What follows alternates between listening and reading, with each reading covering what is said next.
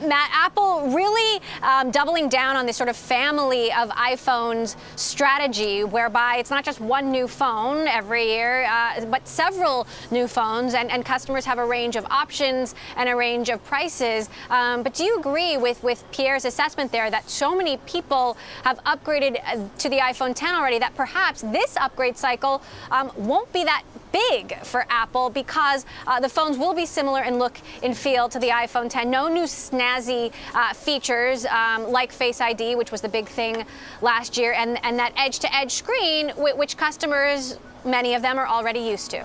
It's tough to call. I mean, he makes a good point about people upgrading in advance, but if you look at upgrade rates at the major carriers in the world, look at AT&T, Verizon, for example, they're at record lows.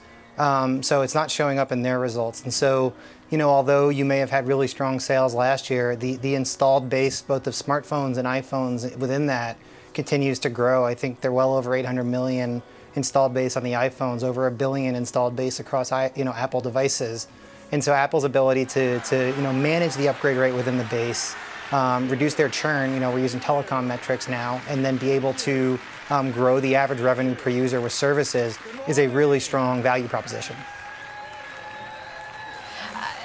The iPhone XS has a Super Retina OLED display, will come in space gray, silver, gold.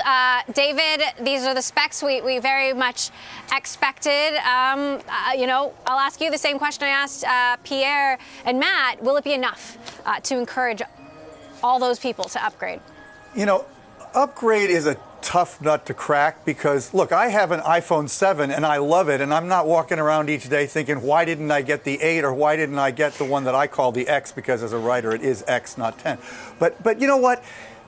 These new devices, especially this extra big one, I don't know if they announced that yet. I don't think they did, but that one might make me upgrade because size really matters on these phones. As long as it still fits in my pocket, I want the biggest one possible. I don't think price is going to be an impediment to people buying these.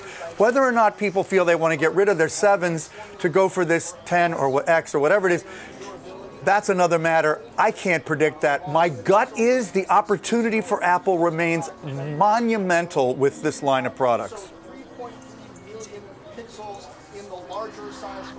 Pierre, now that we know the specs, Apple, of course, saying it's the most beautiful iPhone ever.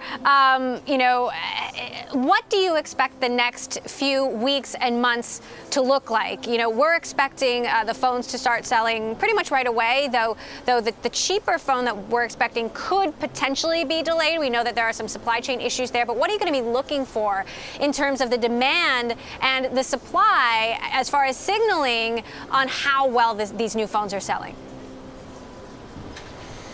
Thanks. So that's a very tough question.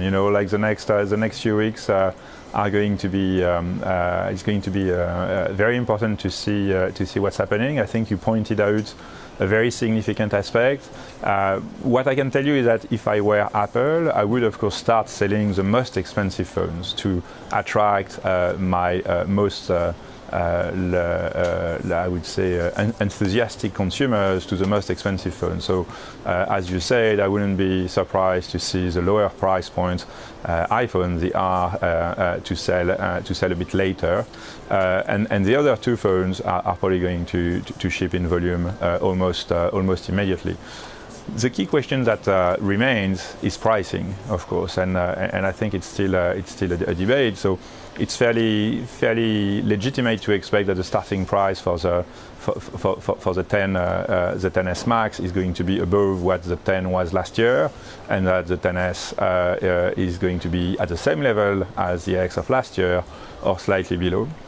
And then, of course, the major question mark is on the R. Is that going to be a large screen entry phone, or actually a phone position like the 8 Plus and the 7 Plus?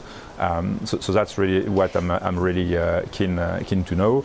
And I have to admit that I don't have a strong opinion either way. It's going to be it's something I want to learn today. Impact on the business, I think. If we have all these phones priced at, like, say, $800, $900 to $1,000 and $1,100, Apple is going to be able to sustain ASPs of this year, so the flattish ASP evolution year on year.